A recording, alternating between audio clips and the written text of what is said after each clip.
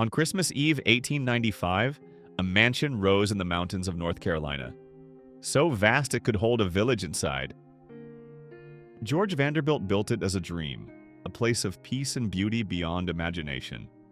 But behind the chandeliers and marble floors was a hidden cost, one that nearly destroyed him.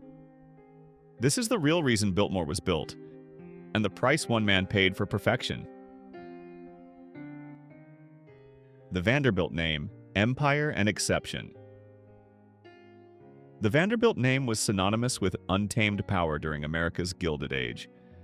They were the nation's wealthiest family, building colossal fortunes through the surging railroad and shipping industries. Our subject's grandfather, Cornelius Vanderbilt, known as the Commodore Neb, was a ruthless magnate, a man of steel and coal, obsessed with accumulating assets and power. The Commodore's philosophy was clear: if you stop building, you collapse. His fortune was so immense that, at its peak, it represented 1% of the entire U.S. gross national product. George Washington Vanderbilt II, however, was a painful exception within this iron-willed dynasty. George was a man of books, art, and quiet contemplation. He was completely different. While his brothers fought over railroads and erected ostentatious New York mansions, George was a scholar. He spoke multiple languages, owned an incredible private art collection, and spent most of his time in libraries, not on the stock market floor. He felt no pressure to generate more wealth, perhaps because he already knew the fortune was too vast to count. What he truly craved was knowledge and peace. This third-generation Vanderbilt rejected the path of the magnate. He sought something more spiritual, a refuge from the noise and brutality of New York City and the endless competition of his siblings. This very difference, this yearning for a fusion of old-world European culture and the raw beauty of America, led to one of the most insane and expensive construction projects in U.S. history. He wanted a place not just to display wealth, but to nurture the mind and spirit. George's solitude, intellect, and unimaginable wealth combined to create Biltmore, an impossible project. Choosing the Darklands. George's choice of location for Biltmore was a clear reflection of his character. While traveling the South, he immediately fell in love with the stunning scenery of the Blue Ridge Mountains and the pristine air of Asheville, North Carolina.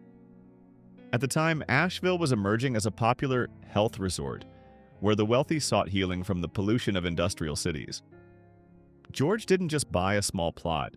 He decided to build his retreat on a scale that would astonish even European royalty. He purchased a total of 125,000 acres of land, an area equivalent to nearly 200 square miles. To put that in perspective, his territory was larger than many minor principalities in Europe. It was a wild, magnificent, but incredibly challenging area. This decision wasn't just about owning land, it was about buying an entire vision, absolute control over the surrounding nature, to create a cultural oasis in the heart of Appalachia. Many considered this decision sheer madness. Building a French-style palace in such a remote place, far from material and labor centers, required a logistical effort beyond imagination. But for George, that remoteness was the key attraction. It was where he could escape the Vanderbilt reputation and the judgment of New York society, to live the life of a country scholar. The grand vision. George Vanderbilt's vision for Biltmore extended far beyond a mere display of affluence. He didn't just want to build a mansion, he wanted to create a self-sustaining estate, a complete ecosystem where agriculture, forestry, and culture could harmoniously flourish. To realize this dream, George assembled the dream team of the Gilded Age: Richard Morris Hunt, the most celebrated architect in America at the time, trained at the prestigious École des Beaux-Arts in Paris. Hunt designed Biltmore in the French chateau style, reminiscent of the Loire Valley palaces. The design included a 70-foot-high banquet hall, a 2-story library, and a modern gymnasium. Hunt imported the essence of European architecture, with its undeniable splendor and detail, placing it squarely in the mountains of North Carolina. Frederick Law Olmsted, considered the father of American landscape architecture, the genius who designed New York's Central Park, Olmsted's task at Biltmore was far more than planting flowers. He had to tame 125,000 acres of wilderness, transforming overlogged forests into a vast park and creating stunning formal gardens. The pairing of Hunt and Olmsted shows George's profound vision. Hunt created the architectural and interior beauty. Olmsted created harmony and order with nature. This vision was a bold combination of the boundless extravagance of Europe and the progress and science of America. The estate was a social and agricultural laboratory, a declaration that wealth could be used not just for pleasure, but to advance knowledge and conservation. Pioneering forestry. When Frederick Law Olmsted first surveyed the 125,000 acres George had purchased, he offered a frank and worrying assessment. He found the land to be a disaster.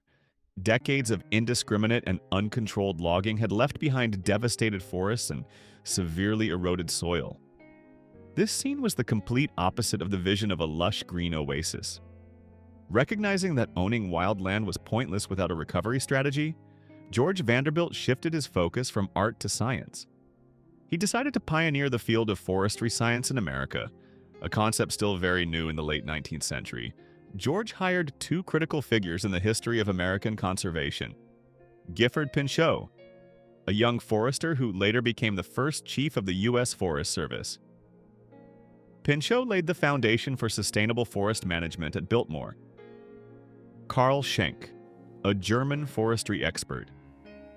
Schenk didn't just manage the forest, he founded the Biltmore Forest School right on the estate in 1898. This was the first forestry school in America. The founding of the Biltmore Forest School changed the perception of natural resource management in the U.S.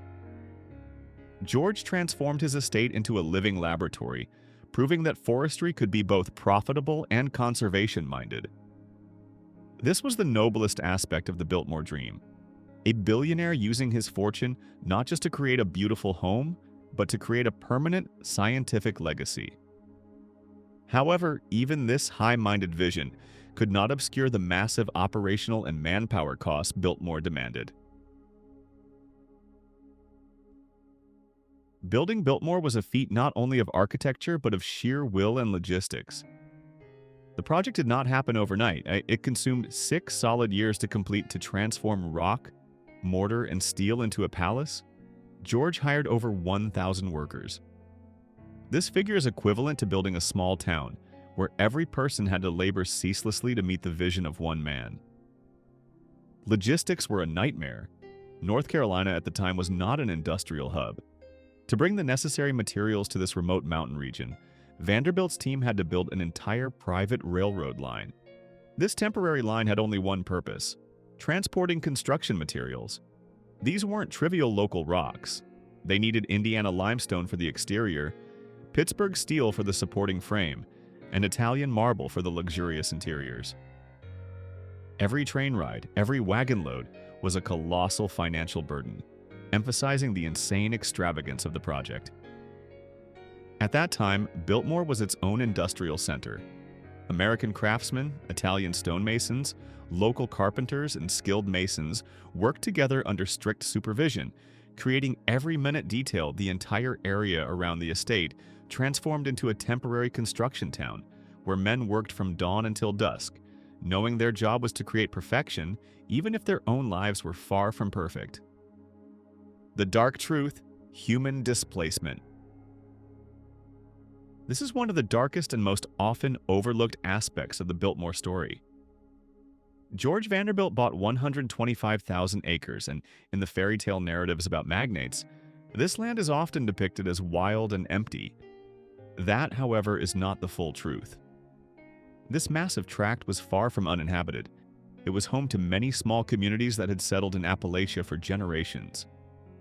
Among them was the Shiloh community, a free African-American settlement established after the Civil War.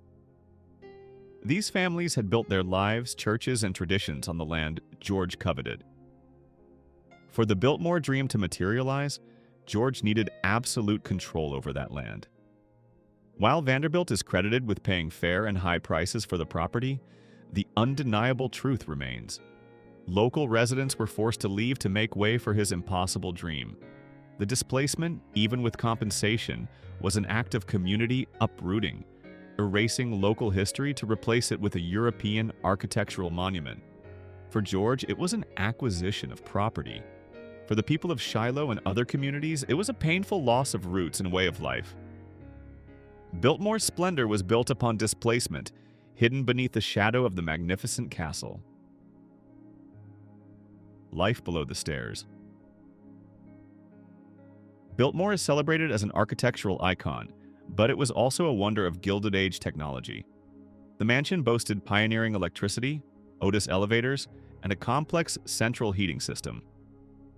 These amenities made Biltmore one of the most modern homes in the world in 1895. However, this luxury was maintained by the silent, almost invisible labor of the staff. Around 80 to 100 employees lived and worked within the mansion, ensuring everything ran perfectly for the Vanderbilt family and their guests. The true heart of Biltmore lay in the basement. It was a complex labyrinth. Completely separate from the glittering book and art galleries above the basement, housed the colossal boiler room, where coal was continuously burned to generate steam and heat for the entire estate. It was a hot, dirty, and risky environment. Service hallways were narrow, dark passageways, designed so that staff could move quickly without disturbing the view of the owners and guests. The servant call bells scattered throughout the house are physical evidence of the strict hierarchy. A gentle chime upstairs meant hard, endless labor in the floors below. Beneath the Italian marble and premium mortar, Biltmore was a non-stop operating factory, sustained by the patience and sweat of those who were almost never seen. Labor and inequity. Although George Vanderbilt was considered more progressive than many of his contemporary magnates, the working conditions during Biltmore's construction still reflected the harsh realities of the Gilded Age. Thousands of workers faced grueling schedules, 10 to 12 hours a day, 6 days a week. They worked with heavy materials at dangerous heights and in the extreme weather of the Appalachian region. Workplace accidents were a constant risk, and the lives and survival of these workers were tied to every stone they laid. In your opinion, are traditional values and legacy worth the sacrifice of thousands of workers? Share your thoughts about the unseen hands that built this wonder in the comments below. The financial black hole. Even before Biltmore was completed in 1895, everyone knew it came at a colossal price. But after completion, it quickly became a financial black hole. Construction was a fixed cost. Operation was an endless, never-ending expense. The operational costs of Biltmore were staggering. Just purchasing coal to run the colossal boiler system and heat 250 rooms was an unthinkable expense. Added to that were the labor costs for 80 to 100 staff inside the house and hundreds more working outside, maintaining the complex architecture and tending to Olmsted's vast landscape. George was merely drawing down the family fortune to maintain a non-profitable castle. Biltmore became a symbol of the Gilded Age's unchecked extravagance.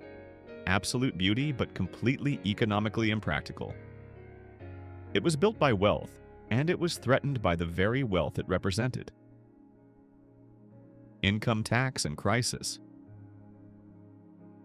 1913 was a pivotal year for every wealthy family in America. This was the year the 16th Amendment was ratified, allowing the federal government to levy an income tax. For George Vanderbilt, who was already struggling to maintain Biltmore's fragile financial balance, this change was a powerful, almost fatal blow. The federal income tax siphoned off a significant portion of his inherited income, the sole source he used to pour into the estate's financial black hole. Before 1913, magnates like Vanderbilt paid virtually no personal income tax. But suddenly, a huge chunk of George's liquid assets was redirected to the government. This completely shattered the delicate financial balance George had tried to establish. He could no longer afford the scale and luxury he had created. The ratification of the 16th Amendment forced George to confront a bitter reality. His dream was too large for his finances. Facing the depletion of his financial resources and the burden of new taxes, George Vanderbilt was forced to make a painful decision. He had to drastically reduce the size of the estate. George initiated negotiations to sell a huge portion of the forested land, specifically 87,000 acres of forest, to the U.S. government, in exchange for cash to maintain the core mansion and landscape. This was a bitter admission that the original self-sustaining vision had failed. In March 1914, while finalizing the procedures for the land sale, George suddenly died. He passed away at the age of 51 due to unforeseen complications following an appendectomy. This abrupt death was a personal and financial tragedy for Biltmore. George Washington Vanderbilt II only got to enjoy his life's masterpiece for 19 short years. He spent a fortune, devoted his youth to building a kingdom, only to see it financially threatened and his life end unexpectedly.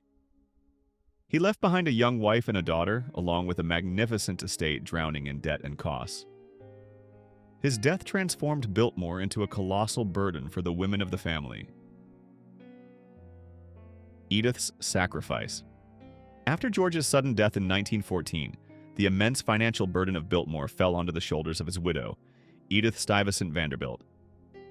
She inherited not just a beautiful estate, but a nearly depleted treasury and mounting bills. Edith was a strong and practical woman.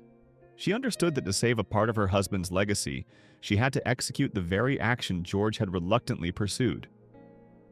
Selling the land, Edith finalized the transaction and sold the 87,000 acres of forest to the U.S. Forest Service. This decision was a painful admission that the dream of a self-sustaining estate was too much to maintain. However, this act also transformed Biltmore into a permanent public legacy. The money from the sale helped her pay debts and stabilize the core estate. More importantly, that forest land became the Pisgah National Forest, one of the first national forests in the eastern U.S. Edith didn't just save her home. She saved the forests George had tried to conserve, handing them over to the American people. The 1930 crisis and a bold decision. One might think Edith's sacrifice was enough to protect Biltmore, but 15 years later, a new economic catastrophe struck. The Great Depression began in 1929. This crisis pushed the estate to the brink of collapse for the second time. Tourists vanished, income from the farm and forestry plummeted, and maintaining a 250-room castle became nearly impossible. In 1930, Cornelia Vanderbilt Cecil, George and Edith's only daughter, and her husband John Cecil made a decision George and Edith probably never envisioned. Opening Biltmore to the public opening to tourists is viewed today as an act of survival. This was not an act of charity. It was an act of desperation to generate the necessary income to save the estate from foreclosure or liquidation. Beyond saving Biltmore, this decision also had a positive impact on the struggling community in Asheville. Opening the estate created much-needed jobs during widespread unemployment, turning Biltmore into a small economic lifeline for the region. The transformation from an absolute private palace to a tourist attraction was essential to ensure the existence of America's largest house. Throughout its complex history, Biltmore has demonstrated remarkable adaptability. One of its most secret and astonishing roles occurred during World War II. As Axis powers threatened the U.S. East Coast, the government worried about the safety of the nation's priceless artworks. The National Gallery of Art in Washington, D.C. sought a secure, remote, and large enough location to store their treasures. Biltmore, nestled deep in the North Carolina mountains, was the perfect choice. For months, the Biltmore Estate served as a secret and safe repository America's most valuable artworks, including paintings by Rembrandt and even the portrait of George Washington, were moved here and safely stored under Biltmore's roof. This was a highly symbolic historical event. The largest and most luxurious private home in America became the silent guardian of the nation's public cultural treasures during wartime. The Escaping Princess.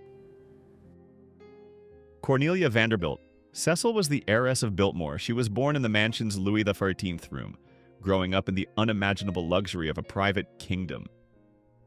However, Cornelia's life was no fairy tale. The Biltmore princess rejected this gilded cage. In 1934, her marriage collapsed, and even more shocking was Cornelia's decision. She abandoned the estate permanently. Cornelia's departure is a painful secret in Biltmore's history. She moved to Europe, cutting almost all ties with her family legacy, and even changed her name to Mary. She pursued her passion for the arts, seeking freedom and a personal identity outside Biltmore's massive shadow. The only person born into George's masterpiece chose to abandon it, viewing it as a burden rather than a gift. Biltmore, built as a refuge, ultimately became a prison its heiress had to flee. While Cornelia fled Biltmore, the estate faced a darker truth, exposing the smoldering tension between Vanderbilt wealth and the poverty of the surrounding community. In 1922, a violent incident occurred right on Biltmore grounds. Walter Brooks, the estate's gatekeeper, opened fire, resulting in the death of 2 local young men. This incident was not just an isolated tragedy. It exposed the clear class divide that existed in Appalachia. Biltmore was a protected world, enclosed by wealth. Surrounding the estate were poor communities. The shooting raised questions about power and control. This incident is a stark reminder that Biltmore was a symbol of the brutal economic inequality of the era, and the tension between these two worlds sometimes erupted into deadly violence. Biltmore is not only the largest castle in America, it is also considered one of the most haunted estates. Reports of paranormal activity are closely tied to the family's history and tragedies. The ghost of George Vanderbilt. People say that George has never left his beloved library. Night guards and visitors have reported seeing George's shadowy figure lingering in the library. Sometimes they catch the distinct smell of his cigar, an inexplicable fragrance.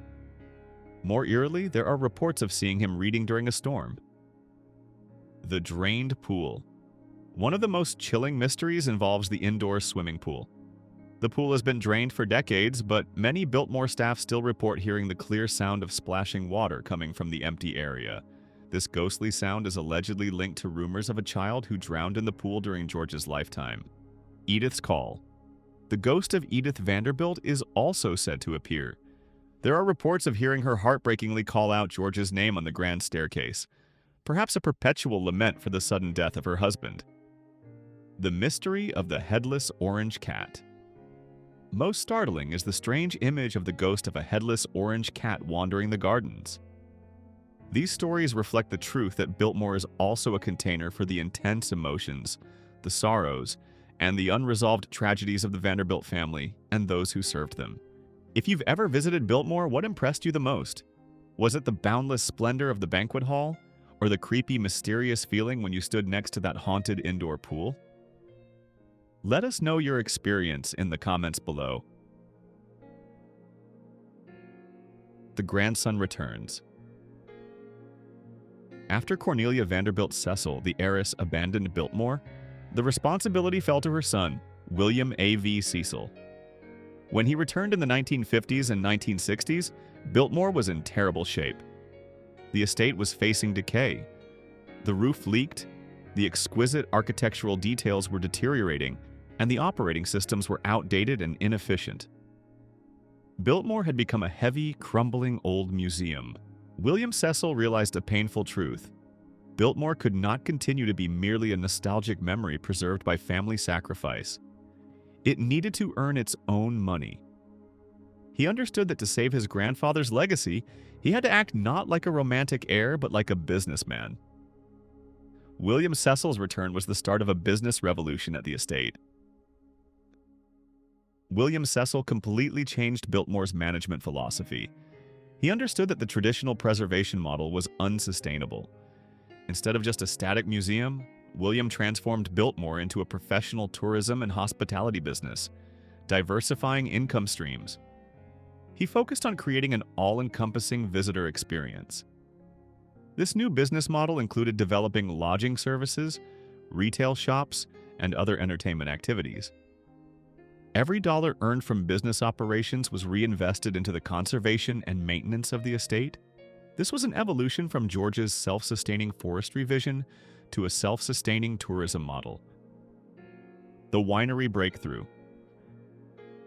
The most groundbreaking and successful idea in William Cecil's Biltmore revival was the establishment of the Biltmore Estate winery in 1985. At the time, launching a commercial winery on a historic estate in North Carolina was a bold and risky idea. William saw the potential of vineyards and the appeal of the farm-to-table model. The Biltmore winery quickly became a major success. It not only created a significant, stable revenue stream for the estate, but also attracted a large new tourist demographic. The Biltmore winery is the clearest symbol of the estate's adaptation. It cemented Biltmore's survival by combining tradition with commercial innovation. Thanks to the vision of William A.V. Cecil and the stewardship of the Vanderbilt descendants, Biltmore today is a unique success story. Biltmore attracts over 1 million guests annually. It remains the largest privately owned home in America, managed by the direct descendants of the Vanderbilt family today. Biltmore is not just a mansion. It is a vast hospitality and tourism corporation, a vineyard, a working farm, and a perfectly maintained landscape park. The tourist trap status, the letdown. Even in the modern era, this masterpiece carries another disappointing truth related to the public experience. The Biltmore Estate, despite being an architectural wonder, has been ranked as an expensive, disappointing tourist spot. One study placed Biltmore in the third position among the most disappointing tourist destinations in America. This disappointment doesn't stem. Thank you for joining Back to Yesterday to explore the hidden corners and untold stories of Biltmore. If this story of adaptation and sacrifice moved you, or if the ghost gave you a chill, hit like and subscribe right now so we can continue to unlock the door of history and let the memories flow back, taking you to the past through the most fascinating stories.